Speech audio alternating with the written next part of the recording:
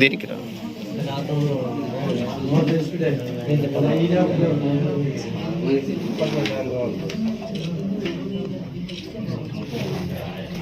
వ్యక్తిని ఎన్నుకోనాలని కదిరి ప్రజల్లో ఇంతకాలం వైసీపీలో ఉండి ఈరోజు ఆయనకు మద్దతుగా రావాలని మీకు మంచి ఆలోచన రావడం, ఇలాంటి వ్యక్తి కదిరికి చాలా అవసరం కూడా. 25 సంవత్సరాలుగా అనేక ఒడుకుదొడుకులు అయ్యి ఒకసారి ఎమ్మెల్యే అయినాడు.